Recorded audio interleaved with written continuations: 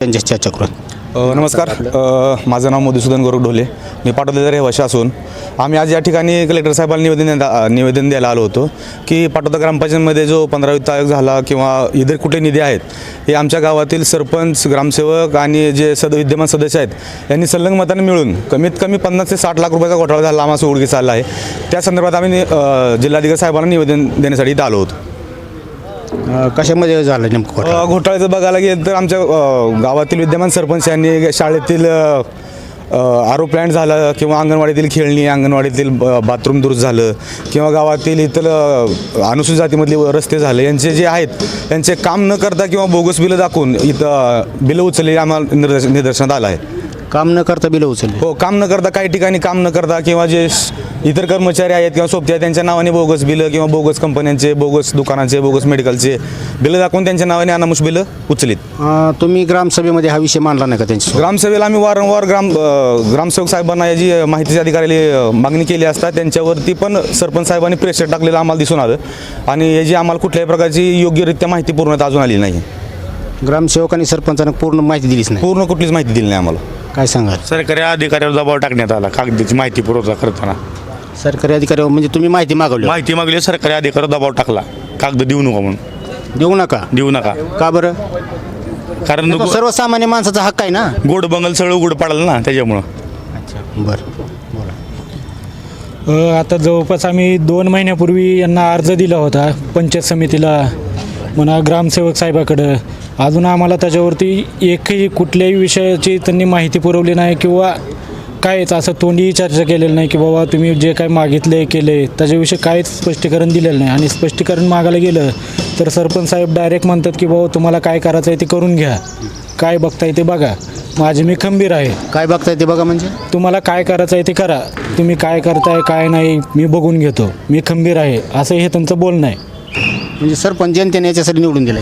आम्ही तेच म्हणलं की बाबा आम्ही तुम्हाला काहीतरी काम करचाल, गावाचं भलं करचाल, त्याच्यासाठी आम्ही तुम्हाला मतं दिलीत बाबा, या गोष्टी आम्ही त्यांना बोललो होतो. तर तुम्हाला काय करायचं आहे या भाषेत त्यांनी सरळ सरळ उत्तरं दिलेली आहेत की तुम्हाला काय करायचं आहे, कुठून कागद काढायचे काढा, बघा माझे मी बघून घेतो. हे त्यांच्या आता आपण कलेक्टर साहेबांना निवेदन दिलं, ह्याच्यामध्ये आपण मागण्या केल्या, ह्याच्यासाठी काय आपण अल्टिमेट आग्रहाच्यानंतर आपण काय करणार आहोत का? याच्यानंतर आमची कलेक्टर साहेबांना एकच विनंती आहे की जे बोगस बिलं झाली आहेत किंवा ज्या बिलांचं बिल आधीच झालेलं आहे किंवा जे 22-23मध्ये ज्या कामांची बिलं उचललेत ते आम्ही हे करत असताना सरपंचाचं निदर्शन आलं की त्यांनी परत ते कामं झालेली परत काय अनुषंगिक साहित्य असेल, गावातील घंटागाडी असेल किंवा अजून काय गोष्टी असेल, बऱ्याच काही गोष्टी आज 1-2 दिवसापूर्वी अजून गावात पडलेल्या आहेत. मग आम्हाला एकच विनंती आहे की जर ह्या कामाची बिलं जर तुम्ही 22-23मध्ये उचलली आहेत तर हे जे सामान दिले ते इतके दिवस कुठं होतं आणि हे एवढा भ्रष्टाचार कशा पाहिजे जनतेसाठी वापरण्यासाठी का नाही? त्याच्यामध्ये तुम्ही माहिती मागवल्यानंतर आता सामान येऊन पडले? हो, आम्ही माहिती मागितल्यानंतर सामान येऊन पडले गावात. मग एवढे दिवस सामान कुठं त्यांना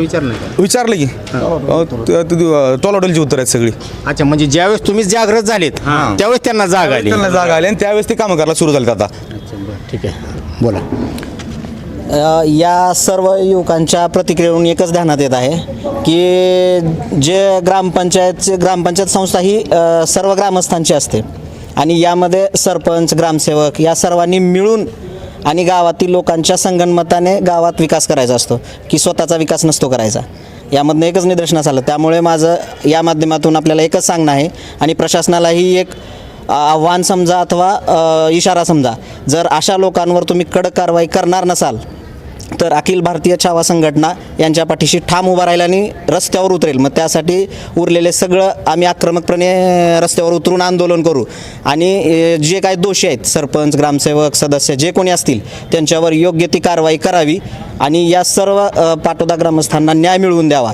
अन्यथा ज्या योजना यांनी सांगितल्या, शाळा असेल, अंगणवाडीच्या असतील, ज्या दुरुस्ती आहेत, ग्रामपंचायत फर्निचर असेल, या सर्व गोष्टींची जे आता जर समजा आज त्यांनी कामं करत असतील, तुम्ही बिलं जर 2 वर्षाखाली उचलली असतील आणि तुम्ही आज आणून टाकत असाल तर मग 2 वर्ष तुम्ही पैसा तुमच्या घरात ठेवला का?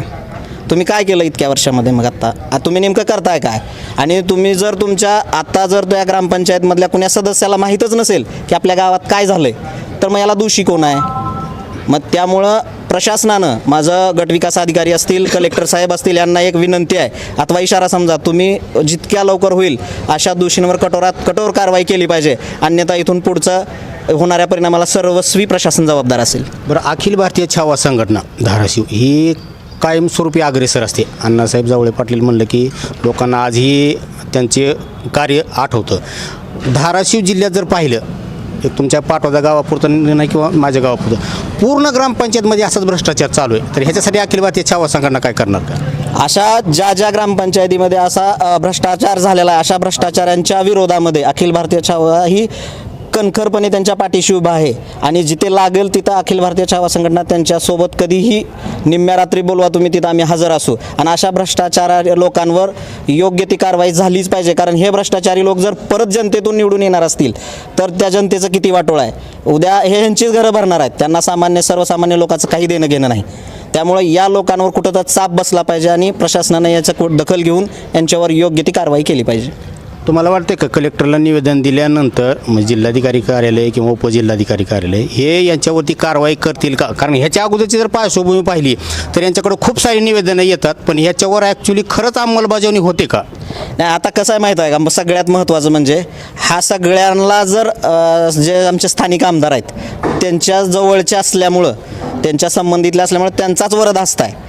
त्यामुळं त्या वरदहस्तामुळे आणखी हे काय करतात, आणि जर यांनी काय नाही केलं तर मग आम्ही आहेच ना रस्त्यावर उतरायला. ते रस्त्यावर उतरून आम्ही आमचा न्याय नक्कीच घेऊ. बरं, मला सांगा, लोकप्रतिनिधी जनतेनं निवडून दिलेला असतो तो कुणासाठी आणि कशासाठी असतो? तो लोकांसाठी असतो, स्वतःचं घर भरण्यासाठी नाही. म्हणजे मालक, जनता मालक का लोकप्रतिनिधी मालक? नाही, जनता मालक आहे, ज्यात लोकप्रतिनिधी मालक नाहीत. मग आता उलटं चित्र दिसते. नाही, उलट आहे ना, जनतेला इथं नौकर केलं त्यांनी आणि ते मालक झालेत. आणि रुबाब असा आहे की सगळं मीच करतोय, तुला जे करायचं आहे ते करून घे, तू काय माझं वाकडं करणार आहे, अशा भाषेत त्यांना उत्तरं मिळालेली आहेत.